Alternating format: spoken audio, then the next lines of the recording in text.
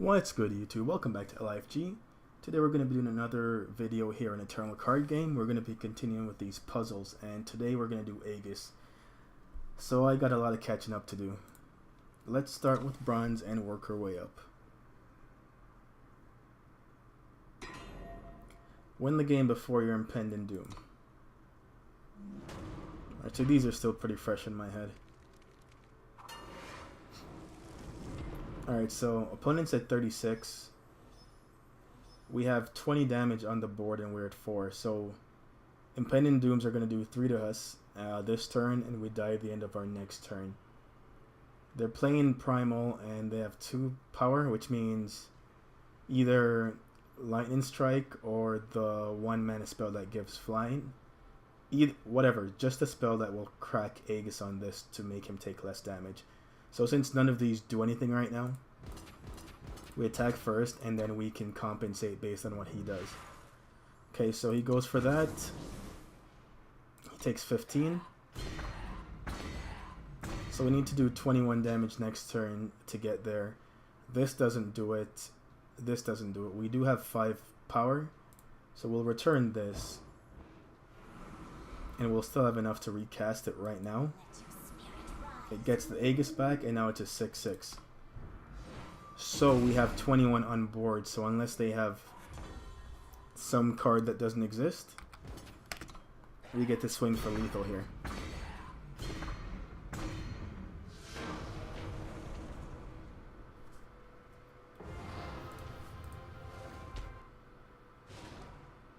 Alright, on to silver.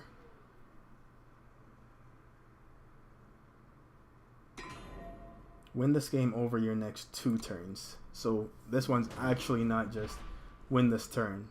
I mean, of course the last one was also like that. Okay, so first thing, we're at 1. So we can't afford for our opponent to attack at all, since all their units have unblockable, thanks to Nightmaw. So we have to cast Leave a Witness. The only question is, do we attack with anything before that?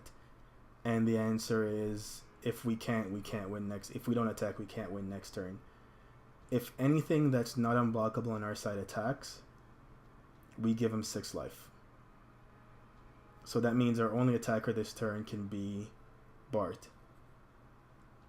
We can't play the hatchet this turn because we have to leave a witness. So we know what we have to do. Interesting to note here, the ultimate on Bartholo is 7 and we have 7, so we can pay 7 to draw a relic of our choice from our deck. We don't know what's in our deck. So the line we're going to follow is this one. We attack for 2 and drop them to 10.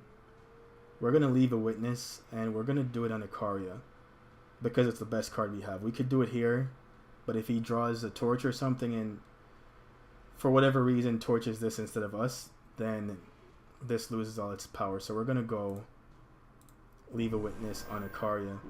The other plus side to that as well is if he draws a flying threat with charge, or any threat with charge, Ikaria will not be exhausted on his turn, thanks to endurance, so it can block. Alright, so we still have to get 10 damage and we have 5, so we need 5 more. Now we have 7, we need 3 more. The hatchet's only a 1/1, but it does have spark +2/+2. So we attack with the units first. Trigger spark. So now we can play this as a 3/3 and attack.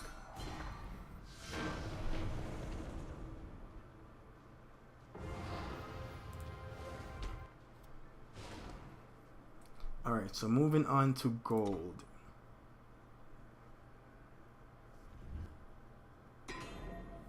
Protect against Spirit of Resistance and win next turn.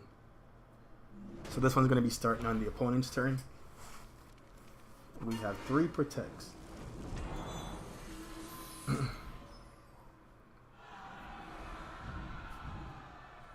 Alright, so first instinct, we have to kill him on our turn. We can give this protect again after this ability resolves. You're going to want to protect this. Don't. It's a trap. It's not going to be enough damage. That's 9 damage to kill him on our turn, right? We have to protect ourselves for Eye of Winter, because we have to stun this to get any ground attacker through. The other unit we're going to want to protect is Fencing Master. The ultimate says when an enemy unit is stunned, play a 3/3 Gem Blade on Fencing Master. And we already intend to use Eye of Winter on Spirit of Resistance. So we're going to go protect Fencing Master, protect our face so Eye of Winter doesn't die, as this kills all other units and attachments. So we'll continue here. We'll lose all but these 2 units. End of turn we'll do this. You can do it on your turn, but it's just the best way to utilize your mana. And now we're going to activate Eye of Winter on Spirit. Ultimate on this triggers, and we attack for 10.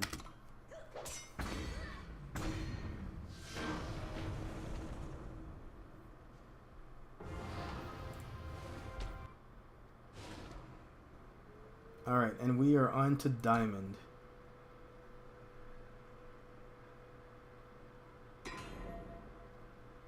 Win the game this turn. Yes, sir. I remember this one. This one actually took... I think I did this one 5 or 6 times. I have to imagine that this was different before they changed Steward and Statutory Maiden. I don't know, because I'm just doing it for the first time now after the changes.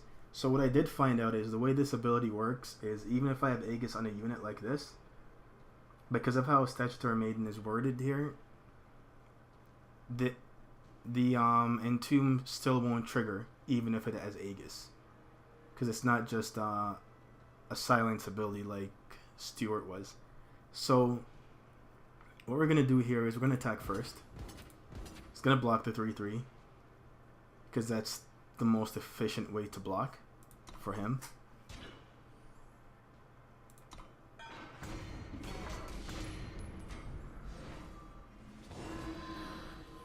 Yep. So the way to stop the ability to turn these units into cudgels is to actually protect your face. So I'm going to protect my face, and then I'm going to harsh roll. So I just need this to not turn into a cudgel.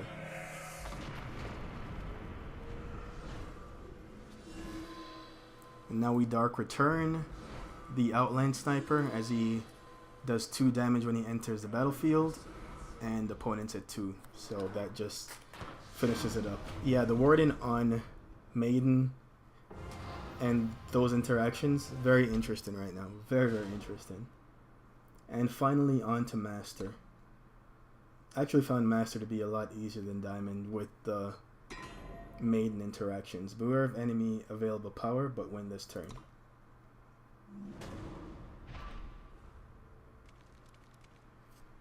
Okay, so they're giving us a lot of cards. So we can kill all these units. We are at 1. We have to keep that in mind. We're going to give ourselves Aegis. We do have Protect. We can do 1 to the opponent with this and try to finish it with this. That's exactly 5. So, okay, so we have Island's Favor.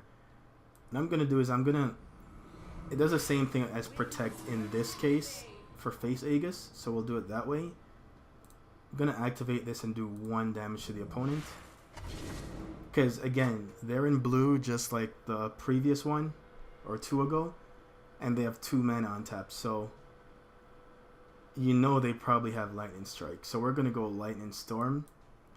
And the way the Aegis works here is all these triggers are going to hit the stack at the same time, which means the 1 Aegis is going to protect me from all 3 of these Entomb effects. Neat little interaction with Aegis there. Even though if all the abilities stack at the same time, it'll still just protect from each one as a single source. So now we have Protect backup for our champion, and we'll attack for lethal. There's the Lightning Strike, and there's the Protect saying no. And that's lethal. Okay, and that wraps it up for the Aegis puzzles. I will see you guys in the next one.